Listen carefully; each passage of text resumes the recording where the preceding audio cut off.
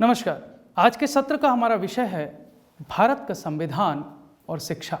हम सब जानते हैं कि हमारा संविधान लोकतंत्र की आधारभूत संरचना, इसके क्रियाकलापों और इसके समस्त नियमों, मानकों, उद्देश्यों की एक आदर्श पुस्तक है।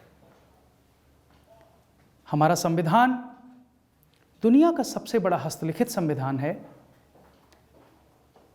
हमारे संविधान ने भारत कैसा होगा, स्वतंत्रता के बाद भारत में कैसे सरकारें चलेंगी, कैसे जनता की भागीदारी होगी, कैसे समाज का निर्माण होगा, कैसा देश का भविष्य होगा, इसका मार्गदर्शन हमारा संविधान हमें देता है। और शिक्षा चूंकि देश के लिए प्रबुद्ध नागरिकों का निर्माण करती है, देश को जैसे नागरिक चाहिए वैसे नागरिकों का निर्माण करती है, इसलिए संविधान में शिक्षा के संबंध में भी बहुत सारे प्रावधान रखे गए। अगर हम प्रारंभ से देखें तो भारत में सबसे पहले जो संविधान में मौलिक अधिकार हैं उनकी चर्चा की जाती है। मूल रूप से हमारे संविधान में 7 मौलिक अधिकार सम्मिलित थे, परंतु 44वें संविधान संशोधन के बाद इनकी संख्या 6 रह गई। और यदि आप संविधान के विभिन्न अनुच्छेदों को देखेंगे तो अनुच्छेद 14 से 18 तक समानता के अधिकार को सुनिश्चित करने के लिए रखे गए हैं। अनुच्छेद 19 से 22 तक स्वतंत्रता का अधिकार सुनिश्चित करने के लिए रखे गए हैं। अनुच्छेद 23 और 24 के प्रावधान शोषण के विरुद्ध अधिकारों को सुनिश्चित करते हैं। अनुच्छेद 25 से 28 तक धार्मिक स्वतंत्रता का अधिकार है।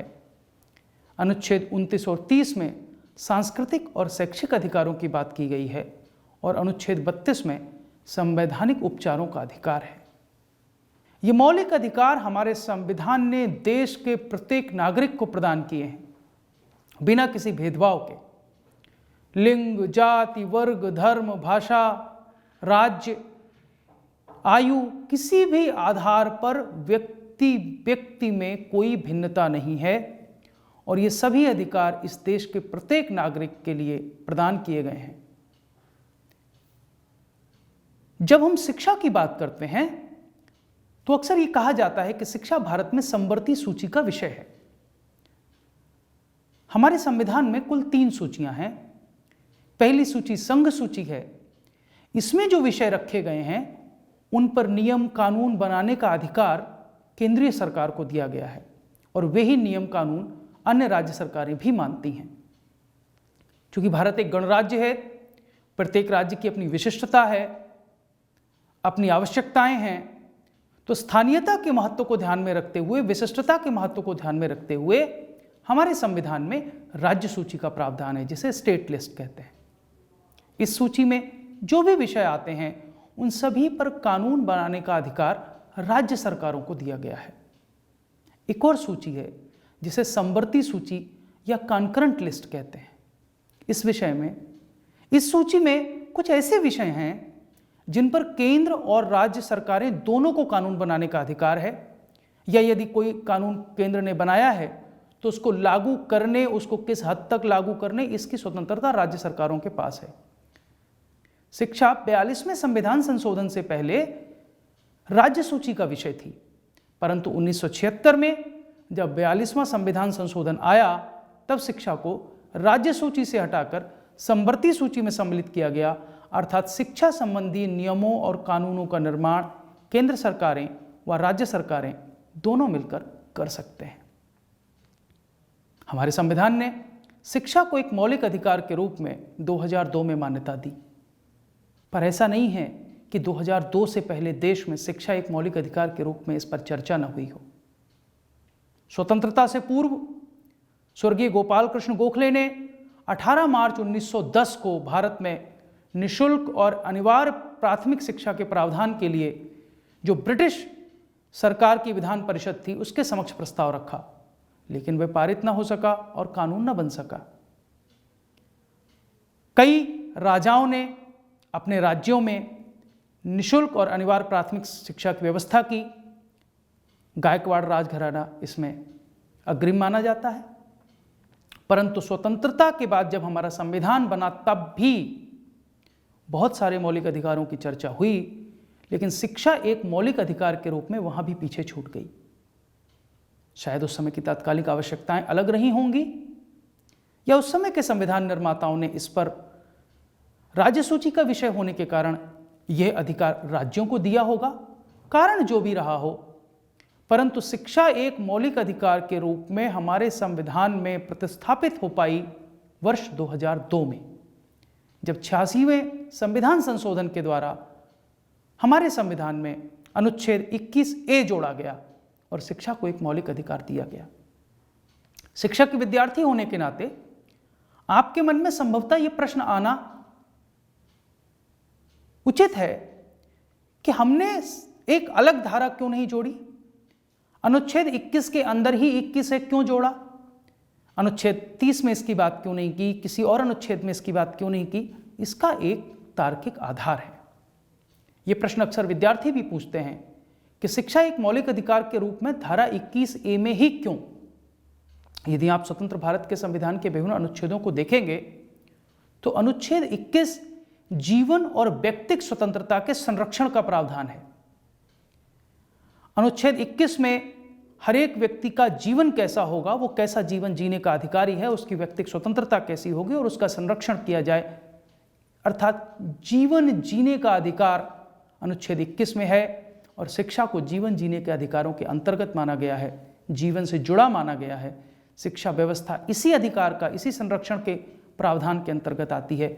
इसीलिए शिक्षा को एक अप्रमाणित अधिकार या अनइनॉमरेटेड राइट के रूप में अनुच्छेद 21A में स्थान दिया गया। आइए संविधान के कुछ और अनुच्छेदों को देखें और ये देखें कि कैसे उनकी उपादेयता शिक्षा के क्षेत्र में है। जैसे हम अनुच्छेद 14 की बात करते हैं, जो विधि के समक्ष समता या समानता की बात करता है। अनुच्छेद 14 भारत के प्रत्येक नागरिक को समानता का अधिकार देता है विधि के समक्ष। इसका तात्पर्य यह है कि राज्य सभी व्यक्तियों के लिए समान कानून बनाएगा और उन पर समान ढंग से लागू करेगा। शिक्षा के क्षेत्र में भी यह लागू होता है। क्यों? क्योंकि शिक्षा के क्षेत्र में भी जो कानून बनेंगे, शिक्षा की पहुंच, शिक्षा की व्यवस्था देश के प्रत्येक नागरिक तक समान रूप से सुनिश्चित हो, यह हमारा संवैधानिक दायित्व है और अनुच्छेद 14 इस दायित्व की पूर्ति करने में हमारा मार्गदर्शन करता है। स्त्री शिक्षा की विशेष व्यवस्था। यद्यपि स्त्री शिक्षा को लेकर अलग से निश्चित अनुच्छेद की व्यवस्था नहीं है, परंतु जो संविधान का अनुच्छेद 15 है उसमें वंश, धर्म, जाति, लिंग या जन्म स्थान के आधार पर भेदभाव को निषिद्ध किया गया है।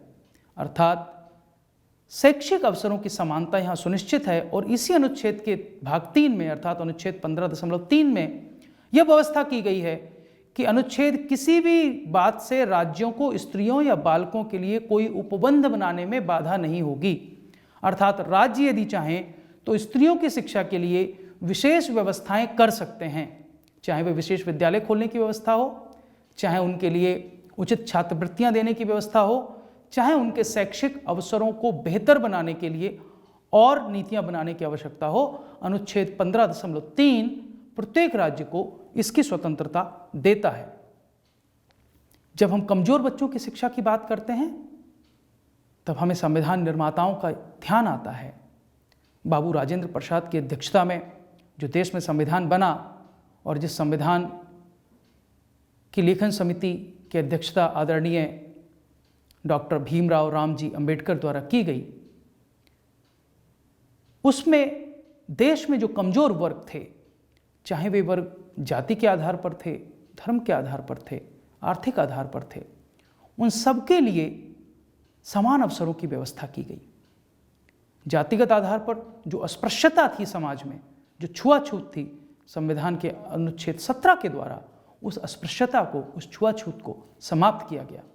साथ ही हमारे संविधान के अनुच्छेद 46 में यह व्यवस्था की गई कि राज्य जनता के कमजोर वर्गों, विशेषकर अनुसूचित जातियों और अनुसूचित जनजातियों की शिक्षा और उनके अर्थ संबंधी हितों अर्थात आजीविका प्राप्त करने के हितों की विशेष सावधानी से उन्नति करेगा, उसके लिए विशेष प्रावधान करेगा। और यदि अनुसूचित जातियों जनजातियों पर विशेष तौर पर कोई अन्याय या किसी शोषण का कोई प्रयास करता है तो ऐसे शोषण को रोका जाएगा और राज्य अनुसूचित जातियों और अनुसूचित जनजातियों के व्यक्तियों के लिए संरक्षण का काम करेगा। देश में बहुत सारे धर्म हैं, परंतु भारत को एक पंथ निरपेक्ष राष्ट्र माना जाता है। यहाँ पर धार्मिक उपासना पर कोई रोक नहीं है। प्रत्येक व्यक्ति अपनी इच्छा, अपनी रुचि और अपनी प्रेरणा से जिस भी धर्म का चाहे उस धर्म का पालन कर सकता है, परंतु धार्मिक शिक्षा राज्य संस्थानों में नहीं दी जाएगी। इसके लिए अनुच्छेद 22 में यह प्रावधान है कि राज्य निधि से सहायता प्राप्त किसी भी शिक्षण संस्थान में बच्चों को धार्मिक उपासना में उपस्थित होने के लिए बाध्य नहीं किया जाएगा। साथ ही अनुच्छेद 28 कहता है कि पूर्ण रूप से राज्य विधि द्वारा पोषित किसी भी शिक्षण संस्थान में धार्मिक शिक्षा नहीं दी जाएगी। अनुच्छेद 28 राजकीय शिक्षण संस्थानों में धर्म की शिक्षा को निषेध करने के साथ साथ सहायता और मान्यता प्राप्त शिक्षा संस्थानों में दी जा रही धार्मिक शिक्षा में भी अनुपस्थित रहने की स्वतंत्रता विद्यार्थी को देता है। एक बहुत महत्वपूर्ण प्रावधान है जो देश में धार्मिक स्वतंत्रता को व्यक्तिगत स्वतंत्रता के साथ जोड़ता है। संविधान के अनुच्छेद 29 का में यह व्यवस्था है कि भारत के राज्य क्षेत्र या उसके किसी भी राज्य के निवासी, किसी भी मार्ग के निवासी नागरिकों को किसी भी अनुभाग में जिसकी अपनी विशेष भाषा हो, लिपि हो, संस्कृति हो, उसे बनाए रखने का अधिकार होगा। अनुच्छेद 29 खा नागरिकों को शिक्षण संस्थानों में प्रवेश का अधिकार देता है। इसका अर्थ यह है कि राज्य निधि से जो सहायता प्राप्त करने वाली शिक्षण संस्थाएं हैं उसमें किसी भी नागरिक को, किसी भी बालक को धर्म, जाति, भाषा, इस किसी भी आधार पर प्रवेश लेने से नहीं रोका जा सकता। अर्थात प्रत्येक शिक्षण संस्था में प्रत्येक व्यक्ति को प्रवेश लेने का अधिकार है। संविधान देश में अल्पसंख्यकों की शिक्षा की विशेष व्यवस्था हेतु भी विभिन्न अनुच्छेदों में बात करता है। संविधान के अनुच्छेद 30.1 में यह व्यवस्था है कि धर्म या भाषा पर आधारित सभी अल्पसंख्यक वर्गों को अपनी रुचि की शिक्षण संस्थाओं की स्थापना और प्रशासन का अधिकार होगा। यद्यपि अल्पसंख्यक शब्द को पूरे संविधान में कहीं परिभाषित नहीं किया गया है, परंतु संविधान में जो भी प्रावधान हैं वह दो प्रकार के अल्पसंख्यकों की ओर इंगित करते हैं, धार्मिक आधार पर अल्पसंख्यक और भाषाई आधार पर अल्पसंख्यक। इसीलिए संविधान के अनुच्छेद 30(1) में धर्म या भाषा दोनों की बात कही गई है कि धर्म या भाषा दोनों पर आधारित सभी अल्पसंख्यक वर्गों में अपनी रुचि की शिक्षण संस्थाओं को स्थापित करने और उनका प्रशासन करने का अधिकार होगा। इसीलिए देश में बहुत सारी शिक्षण संस्थाएं अल्पसंख्यक वर्गों के द्वारा अपने समूह के लोगों के शैक्षिक उत्थान के लिए स्थापित की जाती हैं, चलाई की जाती हैं, उनका प्रशासन किया जाता है। संविधान के अनुच्छेद 30.2 में यह कहा गया है कि शिक्षा संस्थाओं को सहायता देने के लिए राज्य किसी विश्वविद्यालय या किसी विद्यालय के विरुद्ध इस आधार पर भेदभाव नहीं करेगा कि वह धर्म या भाषा पर आधारित किसी अल्पसंख्यक वर्ग के प्रबंध में है। अर्थात राज्य से जो शैक्षणिक सहायता दी जानी है, शैक्षणिक उत्थान के लिए जिन योजनाओं के तहत आर्थिक, भूमि या किसी अन्य प्रकार की सहायता जो दी जानी है, वो सहायता देने में राज्य किसी भी विद्यालय के साथ भेदभाव नहीं कर सकता, भले ही वह विद्यालय किसी धर्म या भाषाई अल्पसंख्यक समूह द्वारा स्थापित किया गया हो। संविधान का अनुच्छेद 41 राज्य को उसके आर्थिक सामर्थ्य और विकास की सीमाओं के भीतर रहते हुए शिक्षा पाने के लिए नागरिकों को सहायता देने की बात करता है। इस अनुच्छेद का लाभ तब मिलता है जब आर्थिक आधार पर अक्षमता के कारण व्यक्तियों को शिक्षा पाने में असुविधा होती है। तब सरकारों को ये छूट है कि वे इस अनुच्छेद के प्रावधानों को ध्यान में रखते हुए ऐसे नागरिकों के लिए शैक्षिक अवसरों को उपलब्ध कराएं जो आर्थिक सामर्थ्य के कारण या आर्थिक असमर्थता के कारण शिक्षा प्राप्त करने में अक्षम हैं या सफल नहीं हैं। अनुच्छेद 45 यह संविधान लागू होने के 10 वर्ष के भीतर 6 से 14 वर्ष तक के सभी बच्चों के लिए अनिवार्य और निःशुल्क शिक्षा की व्यवस्था हो, ऐसा निर्देश शासन को दिया गया था। परंतु यह लंबे समय तक नहीं हो पाया। हमारा संविधान 1950 में लागू हुआ। 2002 तक, लगभग 52 वर्षों तक हम इस लक्ष्य को प्राप्त नहीं कर पाए। हर बार अपना ये लक्ष्य हम बढ़ाते रहे। 2002 में जब 86वां संविधान संशोधन आया और शिक्षा को एक मौलिक अधिकार के रूप में प्रतिस्थापित किया गया, तब इस अनुच्छेद में जो बात लिखी गई थी वह अर्थहीन हो गई और इसीलिए 2002 में 86वें संविधान संशोधन में अनुच्छेद 45 को पुनर्लिखित किया गया। अब हमारे संविधान का अनुच्छेद 45 ये कहता है कि राज्य सभी बच्चों को जब तक कि वे 6 वर्ष की आयु प्राप्त न करें, बाल्यावस्था देखभाल और शिक्षा की व्यवस्था करेगा। अर्ली चाइल्डहुड केयर और एजुकेशन, यह राज्य की जिम्मेदारी है 6 वर्ष के बच्चों के लिए, 6 वर्ष तक की आयु के बच्चों के लिए, क्योंकि 6 वर्ष के बाद वह शिक्षा का अधिकार हो जाता है। चूंकि अनुच्छेद 45 चैलेंजेबल नहीं है, इसको हम चुनौती नहीं दे सकते। यह एक नीति निर्देशक तत्व की तरह काम करता है, एक मार्गदर्शक तत्व की तरह काम करता है, इसलिए राज्यों को इसकी बात की गई है। परंतु आज हम यदि अपनी नई शिक्षा नीति के साथ इस संदर्भ को जोड़ें तो हमारी राष्ट्रीय शिक्षा नीति 2020 इस दिशा में इंगित करती है कि आने वाले समय में देश में बाल्यावस्था देखभाल और शिक्षा, अर्ली चाइल्डहुड केयर और एजुकेशन, यह भी पारंपरिक शिक्षा व्यवस्था का अंग होने जा रही है। पूरी संभावना है कि हम फिर एक संविधान संशोधन लेकर आएं और जब यह शिक्षा भी शिक्षा के अधिकार के अंतर्गत सम्मिलित हो जाएगी, तब शायद हमें अनुच्छेद 45 को फिर एक बार पुनर्लिखित करने की आवश्यकता पड़ सकती है। परंतु अभी जैसा मैंने कहा, इसकी संभावना है। हमें देखना होगा कि राष्ट्रीय शिक्षा नीति का जो लक्ष्य है, जिसमें हम अर्ली चाइल्डहुड केयर और एजुकेशन, बाल्यावस्था देखभाल और शिक्षा को फॉर्मल एजुकेशन अर्थात परंपरागत शिक्षा के अंदर सम्मिलित कर रहे हैं, जब हम 4 स्तरों पर शिक्षा की बात करने जा रहे हैं, जब हम विद्यालय शिक्षा का पुनर्गठन करने जा रहे हैं, तो उसके लागू होने के बाद इस संवैधानिक अनुच्छेद की महत्ता को कैसे संपुष्ट किया जाएगा और कैसे इसको पुनर्स्थापित किया जाएगा। भारत में शिक्षा का माध्यम क्या हो, बड़ी चर्चा का विषय है। बहुत लंबे समय से इस पर वाद विवाद प्रतिवाद होते रहे हैं। हमने हमेशा पढ़ा है और देखा है कि अनेक स्थानों पर यह कहा गया है कि प्राथमिक शिक्षा मातृभाषा में दी जानी चाहिए। संविधान में भी बहुत सारे अनुच्छेद मातृभाषा के माध्यम से शिक्षा प्रदान करने की बात करते हैं। जैसे अनुच्छेद 337 जो एंग्लो इंडियन समुदाय है। एंग्लो इंडियन समुदाय कौन है? जो अंग्रेजी भारतीय हैं। ऐसे समुदाय की शिक्षा के लिए विशेष अनुदान देने की बात करता है, अर्थात उन लोगों को शैक्षिक अवसरों की भी समानता प्राप्त हो, उनको विशेष अनुदान दिए जाएं। लेकिन इसके साथ जो संविधान का अनुच्छेद 350A है, 350 का है, वह कहता है कि प्रत्येक राज्य और प्रत्येक स्थानीय प्राधिकारी को यह दायित्व दिया गया है कि वह भाषाई दृष्टि से अल्पसंख्यकों के बच्चों को शिक्षा के प्राथमिक स्तर पर मातृभाषा के माध्यम से शिक्षा की समुचित सुविधाएं उपलब्ध कराएं। यदि हम इस अनुच्छेद को वर्तमान राष्ट्रीय शिक्षा नीति 2020 के संदर्भ में देखें तो वह भी इस बात को संपुष्ट करती है। और एक बार पुनः राष्ट्रीय शिक्षा नीति 2020 में ये कहा गया है कि यथासंभव, जहां तक संभव हो, प्राथमिक स्तर तक की शिक्षा अर्थात कक्षा 8 तक की शिक्षा हमें बच्चों को मातृभाषा में ही देनी चाहिए।